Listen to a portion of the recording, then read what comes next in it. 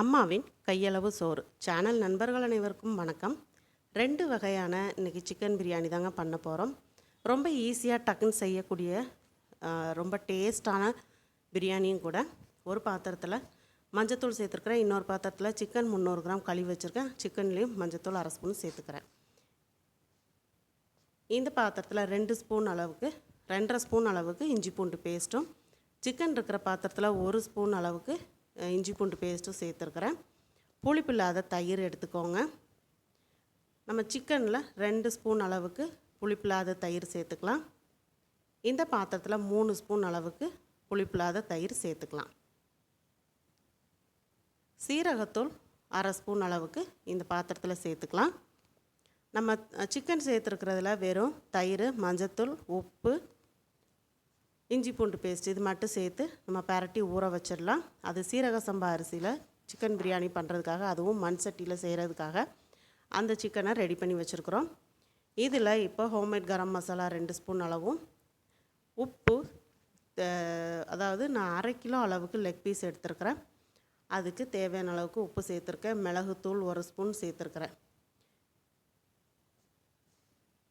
அதாவது 2 விதமான பிரியாணி அப்படின்னா, ஒன்று வந்து சீரக சம்பா நம்ம ஸ்டைலில் பிரியாணி, இன்னொன்று வந்து நம்ம கேரளா ஸ்டைலில் பிரியாணி பண்ண போகிறோம். மிளகாத்தூள் உங்கள் காரத்துக்கு ஏற்ற மாதிரி சேர்த்துக்கோங்க. நான் 2 ஸ்பூன் அளவுக்கு சேர்த்துருக்குறேன். ஏன்னா கேரளா பிரியாணியில் அரிசி வந்து தனியாக வடிச்சிட்டு தான் நம்ம சேர்ப்போம். அதனால் நம்ம சிக்கனில் இருக்கிற அந்த காரம், உப்பு எல்லாம் தான் அந்த பிரியாணிக்கு மொத்த டேஸ்ட்டுமே கொடுக்கக்கூடியது. கூடவே 1 ஸ்பூன் அளவுக்கு மல்லித்தூள் சேர்த்துருக்குறேன். 1/2 மூடி எலுமிச்சப்பழ சாறு சேர்த்துருக்கேன். சேர்த்துட்டு அந்த தயிர்லேயே இந்த மசாலாவை நல்லா ஒன்று போல் பரட்டி விட்டுக்கலாம். தண்ணி சேர்க்கக்கூடாதுங்க, கொஞ்சம் கூட தண்ணி சேர்க்கக்கூடாது. இப்போ லெக் பீஸ் வந்து நல்லா நான் வந்து என்னென்னா அந்த லெக் பீஸில் லைட்டாக அந்த கீரல் போட்டு வாங்கிட்டு வந்திருக்கிறேன். சீரக சம்பாவில் சிக்கன் பிரியாணி பண்ணுறதுக்கு நம்ம சேர்த்த அந்த தயிர், உப்பு, இஞ்சி பூண்டு பேஸ்ட், மஞ்சத்தூள் எல்லாம் நல்லா கோட்டிங் ஆகிற மாதிரி பரட்டி ஒரு பக்கம் ஓரமாக வச்சாச்சு. இப்போ இந்த லெக் பீஸ் எல்லாம் நம்ம இப்போ பரட்டி கிட்டத்தட்ட ஒரு 2 மணி நேரம் ஊற வைக்கணும். அதனால் நம்ம ஊறினா தான் நல்லா அந்த மசாலாலாம் அந்த சிக்கனில் பிடிச்சு கேரளா பிரியாணி நல்லா ஒரு டேஸ்ட்டு கொடுக்கும். ஏன்னா நம்ம ஸ்டைல் பிரியாணி சாப்பிட்டவங்களுக்கு திடீர்னு இந்த பிரியாணி சாப்பிட்றதுக்கு பிடிக்காது. ஆனால் இதே பக்குவத்தில் நீங்கள் செஞ்சு கொடுத்தீங்கன்னா நல்லா இருக்குன்னு சொல்லி சாப்பிடுவாங்க. அந்தளவுக்கு டேஸ்ட்டாக இருக்குங்க. இப்போ 4 லெக் பீஸ் இருந்துச்சு, அதாவது 1 கிலோவுக்கு 8 லெக் பீஸ் இருந்துச்சு. நான் 1/2 கிலோக்குள்ளே 4 பீஸ் மட்டும் எடுத்து மசாலா போட்டு பரட்டி வச்சாச்சு. 2மே நல்லா 1 மணி நேரம் ஊறட்டும். நம்ம இந்த கேரளா பிரியாணி செய்கிறதுக்காக பாசுமதி அரிசி ஒரு 1/2 மணி நேரம் ஊறணும். அதையும் எடுத்து நான் 1.5 டம்ளர் அளவுக்கு எடுத்து ஊற வச்சுருக்கிறேன். இது வந்து சீரக சம்பா அரிசி. நம்ம வெங்காயம் தக்காளி நறுக்கிற நேரம் ஊற வச்சா போதும். நல்லா 20 நிமிஷம் அரிசி வந்து ஊறிடுச்சு. இப்போ இந்த டைமில் அரிசி வேக வச்சு எடுக்கிறதுக்காக பாத்திரத்தில் அந்த தண்ணி சேர்த்துருக்கிறேன். 1.5 டம்ளர் அளவு அப்படிங்கிறது 400 கிராம் அரிசிங்க. 1/2 கிலோ சிக்கனுக்கு 400 கிராம் அரிசி ஊற வச்சுருக்கிறேன். இப்போ அந்த தண்ணியில் 2 பட்டை, 2 துண்டு நட்சத்திர சோம்பு, 4 கிராம்பு, 4 ஏலக்காய், பிரிஞ்சி இலையை 2ஆக பிச்சு போட்டிருக்கிறேன். ஒரு சின்ன பிரிஞ்சி இலையை 2ஆக கிள்ளி சேர்த்துருக்கேன். 1 ஸ்பூன் நெய் சேர்த்துருக்கிறேன். கல் உப்பு 1 ஸ்பூன் அளவுக்கு சேர்த்துருக்கிறேன்.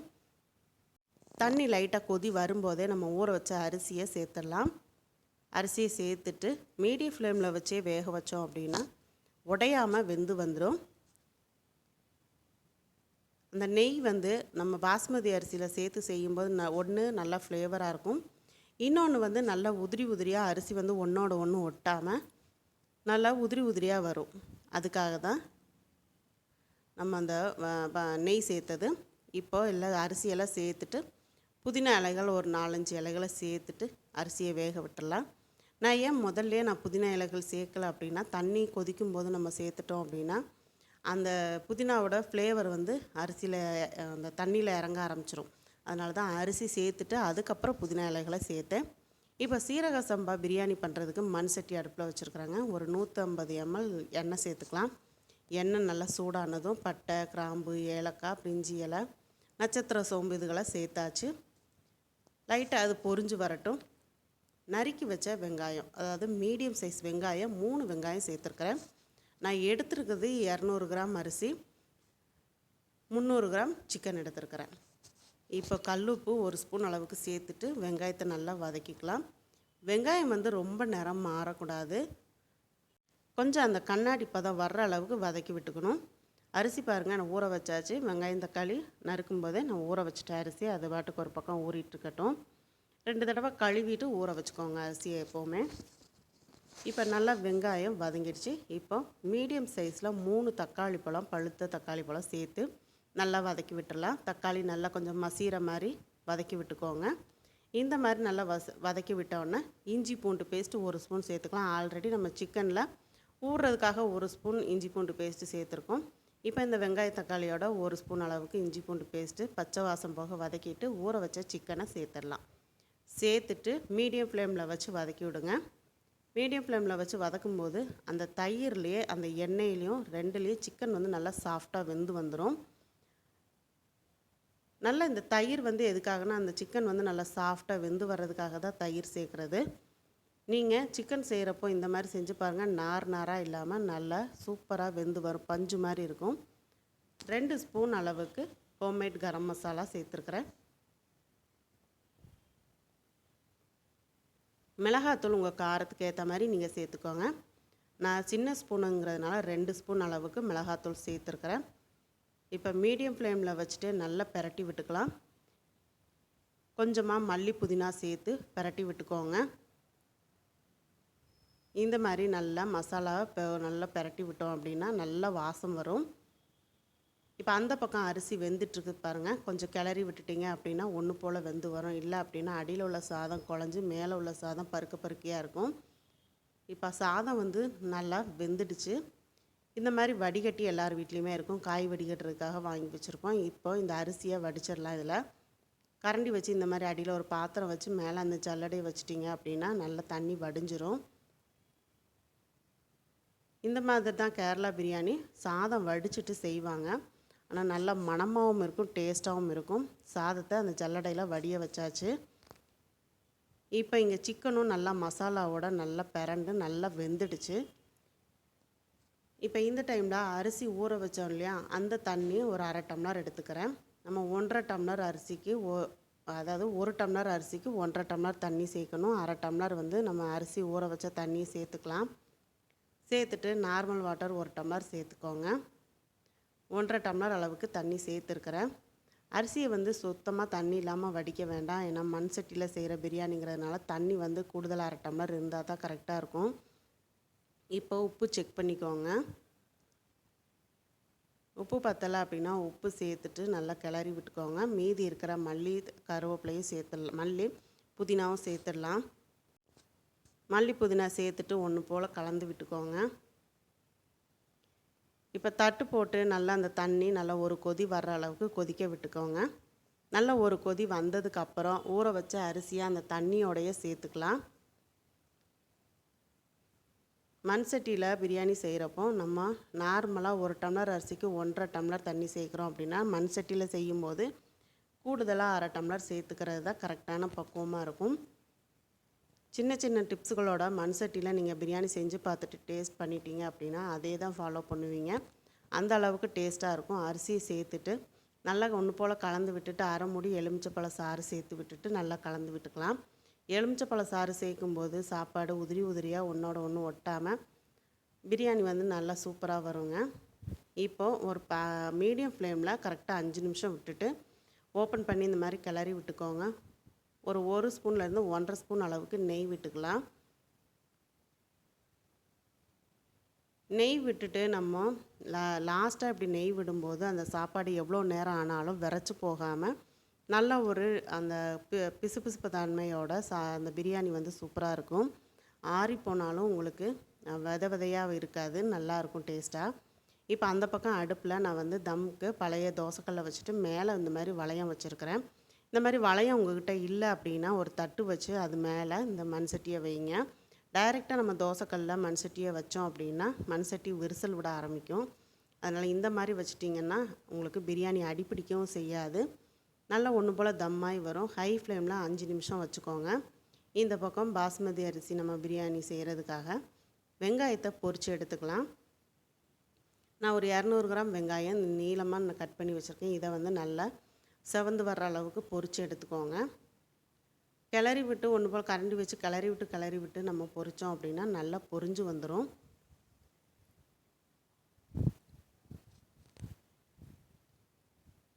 நீங்கள் இன்னும் அம்மாவின் கையளவு சோறு சேனலை சப்ஸ்கிரைப் பண்ணலன்னா சப்ஸ்கிரைப் பண்ணிக்கோங்க. சப்ஸ்கிரைப் பண்ணும்போது ஆளுங்கிற பெல் பட்டனோட சப்ஸ்கிரைப் பண்ணிக்கோங்க. அப்போ தான் நான் போடக்கூடிய வீடியோஸ் உடனுக்குடனே நோட்டிஃபிகேஷனில் வரும். இப்போ பாருங்கள், அந்த பக்கம் மண் சட்டியில் நான் பிரியாணியை கிளறி பார்க்குறேன். லைட்டாக நல்லா கொஞ்சம் ஈரப்பதமாக வந்து சாப்பாடு நல்லா தம்மாய் வந்திருக்குது. 5 நிமிஷம் நம்ம மீடியம் ஃப்ளேமில் வச்சுருந்தோம். இப்போ லோ ஃப்ளேமில் 15 நிமிஷம் அப்படியே விட்டுடலாம். சாப்பாடை நல்லா ஒன்று போல் இப்படி கிளறி விட்டுட்டு அடியில் உள்ள சாதம் மேலே வர்ற மாதிரி, மேலே உள்ள சாதம் அடியில் போகிற மாதிரி கிளறி விட்டு மேலே இந்த மாதிரி ப்ரெஸ் பண்ணி விட்டுட்டு நம்ம லோ ஃப்ளேமில் 15 நிமிஷம் விட்டுறலாம்.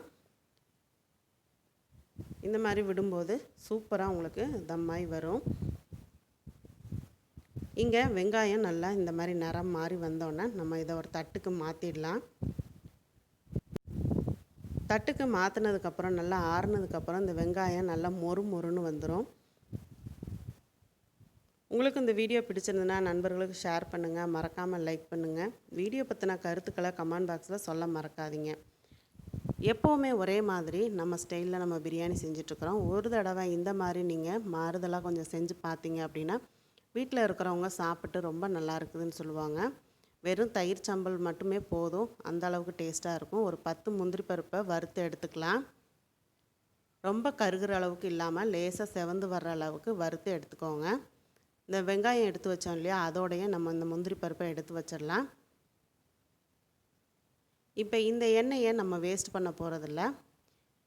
இந்த எண்ணெயிலேயே நம்ம இப்போ இந்த சிக்கன் வந்து நம்ம ஊற வச்சோம் இல்லையா, மசாலா போட்டு ஊற வச்சுருந்தோம் இல்லையா, அந்த மசாலா போட்ட சிக்கனை வந்து தீயை வந்து லோ ஃப்ளேமில் வச்சுட்டு எடுத்து இந்த எண்ணெயில் சேர்த்துருங்க. ஊற வச்ச மசாலாவை வேஸ்ட் பண்ண வேண்டாம். அந்த மசாலாவும் அந்த எண்ணெயிலேயே சேர்த்து சிக்கனை வந்து மீடியம் ஃப்ளேமில் வச்சு தீஞ்சு போகாத அளவுக்கு நல்லா வேக வச்சு எடுத்துக்கலாம். அதாவது உங்களுக்கு ரொம்ப டைம் எடுக்காது. ஒரு 7லேருந்து 8 நிமிஷத்தில் இந்த சிக்கன் வந்து சூப்பராக வெந்து வந்துடும். மசாலாவோட ஸ்மெல் எல்லாம் போயிடும். நீங்கள் தண்ணி எதுவுமே சேர்க்க வேண்டிய அவசியம் இல்லை. இப்போ இது கூடவே 2 மீடியம் சைஸ் பெரிய வெங்காயம் நீளமாக நறுக்கி சேர்த்துருக்கேன். 2 மீடியம் சைஸ் தக்காளியும் சேர்த்துருக்குறேன். இதையும் சேர்த்துட்டு இந்த மாதிரி கிளறி விட்டுக்கோங்க. இப்போ இந்த தக்காளி, வெங்காயம், சிக்கன் எல்லாமே நல்லா ஒன்று போல் அந்த எண்ணெயில் வெந்து வரும். வெந்து வரும்போது நல்ல ஒரு மணம் கொடுக்கும். இந்த மாதிரி நீங்கள் கிரேவி மாதிரி பண்ணிவிட்டு அதுக்கப்புறம் நம்ம வடித்த சாதத்தை தம் போடும்போது இன்னுமே அந்த மசாலா வந்து அங்கங்கே பிடிச்சிட்டு வெள்ளை சோறோட அந்த மசாலாவும் அந்த லெக் பீஸ் வச்சு சாப்பிட்றதுக்கு ரொம்ப நல்லாயிருக்கும். மீடியம் ஃப்ளேமில் வச்சுட்டு மூடி போட்டு ஒரு 3 நிமிஷம் விட்டுட்டு திருப்பி ஓப்பன் பண்ணி இந்த மாதிரி கிளறுங்க. இப்போ அடிப்பிடிக்காது, நல்ல மசாலா வெந்து வந்திருக்கும். வெந்து அந்த சிக்கனும் வந்து பூ மாதிரி வெந்திருக்கும். உங்களுக்கு எண்ணெய் பிரிஞ்சு அந்த மசாலாவோட ஃப்ளேவரும் ரொம்ப நல்லாயிருக்கும். இன்னும் ஒரு 5 நிமிஷம் நம்ம இந்த மாதிரி பிரட்டி விட்டு வேக வச்சுக்கலாம்.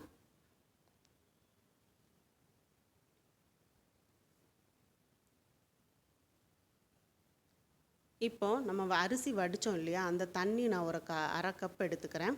இதில் ஒரு அரை ஸ்பூன் அளவுக்கு மஞ்சத்தூள் சேர்த்து நல்லா கட்டி இல்லாமல் கலந்து விட்டுக்கலாம். கலந்து விட்டு அதை ஒரு ஓரமாக வச்சுக்கோங்க. கேரளாவில் பார்த்திங்கன்னா பெரும்பாலும் இந்த மாதிரி பிரியாணி தான் செய்வாங்க. ரொம்பவே டேஸ்ட்டாக இருக்கும். நமக்கு பார்க்குறதுக்கு என்னடா அங்கங்கே ஒயிட் ரைஸ் மாதிரி இது டேஸ்ட்டாக இருக்குமா என்ன ஏதுங்கிறது சந்தேகமாக இருக்கும். ஆனால் இந்த டேஸ்ட் பிடிச்சவங்களுக்கு திரும்ப திரும்ப இதே தான் செஞ்சு சாப்பிடுவாங்க. அந்த அளவுக்கு டேஸ்ட்டாக இருக்கும். இப்போ கட்டி இல்லாமல் நான் கரைச்சி ஒரு ஓரமாக வச்சுட்டேன். இப்போ ஓப்பன் பண்ணி பார்க்கலாம். இங்கே சிக்கன் வந்து நல்லா எண்ணெய் பிரிஞ்சு வந்திருக்குது, நல்லா வெந்தும் வந்துருச்சு. இப்போ இதிலேருந்து 2 லெக் பீஸும் கொஞ்சம் கிரேவியும் நான் தனியாக எடுத்து வைக்கிறேன். வீடியோவை ஸ்கிப் பண்ணாமல் பார்த்தீங்க அப்படின்னா தான் உங்களுக்கு அந்த ரெசிபி வந்து ஃபுல்லாக புரியும். அதே மாதிரி இந்த டேஸ்ட்டாகவும் உங்களுக்கு பண்ண முடியும். பாதி கிரேவியும் 2 லெக் பீஸும் எடுத்து பவுலில் வச்சாச்சு. மீதி உள்ள அந்த கிரேவியும் லெக் பீஸும் அந்த பாத்திரத்திலே இருக்கட்டும். இப்போ சாப்பாடு வடித்து வச்ச சாப்பாடுலேருந்து பாதி அளவு நம்ம சேர்த்துக்கலாம். இந்த மாதிரி பாதி அளவு சேர்த்துட்டு நல்லா சமன்படுத்திக்கோங்க. லோ ஃப்ளேமில் வச்சுக்கோங்க. இந்த டைமில் ஹை ஃப்ளேமில் வைக்காதீங்க, டக்குன்னு அடி பிடிக்க ஆரம்பிச்சிடும். அடி கனமான பாத்திரம் எடுத்துக்கோங்க.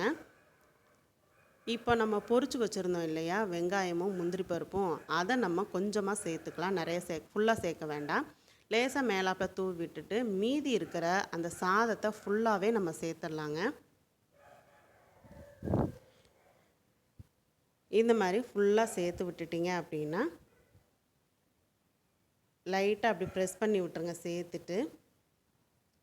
இப்போ நம்ம மீதி ஒரு பவுலில் வந்து 2 லெக் பீஸும் கிரேவியும் எடுத்து வச்சோம் இல்லையா, அதை நம்ம சேர்த்துடலாம். இந்த மாதிரி நம்ம 2 கோட்டிங்காக அந்த கிரேவியும் சிக்கன் பீஸும் சேர்க்கும்போது உங்களுக்கு பாதி கொஞ்சமாக தான் உங்களுக்கு ஒயிட் ரைஸ் இருக்கும். கொஞ்சமாக அந்த சிக்கனோட அந்த மசாலாலாம் ஊறி பிரியாணி ரொம்ப சூப்பராக ரெடியாக இருக்கும். பிளேட்டில் கொஞ்சமாக அந்த வடித்த சாதத்தை சேர்த்து கிளறி அதையும் வச்சுருங்க. இப்படி லைட்டாக ப்ரெஸ் பண்ணி விட்டால் போதும், ரொம்ப ப்ரெஸ் பண்ணணும்னு அவசியம் இல்லை. இப்போ மேலாப்பில் கொஞ்சம் மல்லி புதினா சேர்த்துக்கலாம். பொடியாக நறுக்க மல்லி புதினா சேர்த்துக்கலாம். சேர்த்துட்டு மீதி இருக்கிற வெங்காயம் அந்த முந்திரி பருப்பை சேர்த்து விட்ருங்க.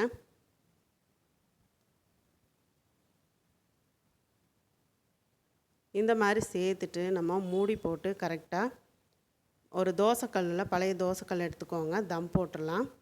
இப்போ நம்ம அந்த வடித்த தண்ணியில் மஞ்சத்தூள் சேர்த்து கலந்து வச்சோம் இல்லையா, அந்த தண்ணியை ஒரு 1/4 கப்பு அளவுக்கு மட்டும் இந்த மாதிரி சுற்றி விட்டுட்டோம் அப்படின்னா அங்கங்கே எல்லோ கலரில் இருக்கும். இப்போ பழைய தோசைக்கல்லை வச்சுக்கோங்க. வச்சுட்டு ஃபுல் ஃப்ளேமில் ஹீட் பண்ணிக்கோங்க. ஹீட் பண்ணிவிட்டு லோ ஃப்ளேமில் வச்சுட்டு இந்த பாத்திரத்தை எடுத்து அது மேலே வச்சுட்டு மேலே மூடி போட்டு கரெக்டாக உங்களுக்கு 5 மினிட்ஸ் போதும். அதுக்கு மேலே இருந்துச்சு அப்படின்னா அடியில் தீஞ்சு போயிடும். அதே சமயத்தில் நம்ம லைட்டாக அந்த கிரேவியோடு தான் நம்ம அரிசியை தம் போட்டிருக்கோம். அரிசி ஏற்கனவே வெந்திருக்கிறதுனால உங்களுக்கு ப்ராப்ளம் இல்லை. அந்த பக்கம் மண் சட்டியில் சிக்கன் பிரியாணி ரெடி ஆகிடுச்சு. அடுப்பை ஆஃப் பண்ணிவிட்டு வேறு அடுப்பில் மாற்றிட்டேன். இப்போ ஓப்பன் பண்ணி காமிக்கிறேன் பாருங்கள். நம்ம மண் சட்டியில் எப்போவுமே நம்ம ஆஃப் பண்ண உடனே அந்த சூடு வந்து இருந்துகிட்டே இருக்கும். லைட்டாக அந்த ஈரப்பதம் இருக்கும்போதே நம்ம ஆஃப் பண்ணோம் அப்படின்னா தான் ஆறி வரும்போது கரெக்டாக இருக்கும் உங்களுக்கு. நீங்கள் ட்ரையாக ஆஃப் பண்ணிங்க அப்படின்னு சொன்னால் இன்னுமே வரன்னு ஆகிடும். ஆனால் நல்லா உதிரி உதிரியாக நம்ம நெய் சேர்த்ததுனால அந்த எண்ணெய் பசையோட சூப்பராக பிரியாணி சிக்கன் மண் சட்டியில் செய்த சிக்கன் பிரியாணி ரெடி ஆகிடுச்சு. இப்போ நல்லா கிளறி விட்டுட்டு சிக்கன் வந்து எந்த அளவுக்கு சாஃப்டாக வெந்திருக்குதுன்னு நான் எடுத்து காமிக்கிறேன் பாருங்கள்.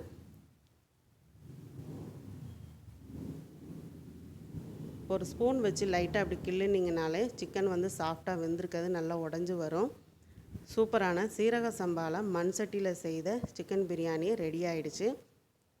இந்த பக்கம் நமக்கு 5 நிமிஷம் ஆகிடுச்சு. இந்த பக்கம் ஓப்பன் பண்ணணும் அப்படின்னா சூப்பராக மணக்க Kerala style chicken biryani ready ஆகிடுச்சு. பாஸ்மதி அரிசியில் செஞ்ச Kerala style chicken biryani ready ஆகிடுச்சு. நீங்களும் ட்ரை பண்ணி பார்த்துட்டு எப்படி இருந்துச்சுன்னு கமெண்ட் பாக்ஸில் கமெண்ட் பண்ணுங்கள். அம்மாவின் கையளவு சோறு சேனலை சப்ஸ்கிரைப் பண்ணாதவங்க சப்ஸ்கிரைப் பண்ணிக்கோங்க. சப்ஸ்கிரைப் பண்ணும்போது ஆளுங்கிற பெல் பட்டனோட சப்ஸ்கிரைப் பண்ணிக்கோங்க. அப்போ தானே போடக்கூடிய வீடியோஸ் உடனுக்குடனே நோட்டிஃபிகேஷனில் கிடைக்கும். வீடியோ பிடிச்சுன்னா நண்பர்களுக்கு ஷேர் பண்ணி மறக்காமல் லைக் பண்ணுங்கள். வீடியோ பற்றின கருத்துக்களை கமெண்ட் பாக்ஸில் சொல்ல மறக்காதீங்க.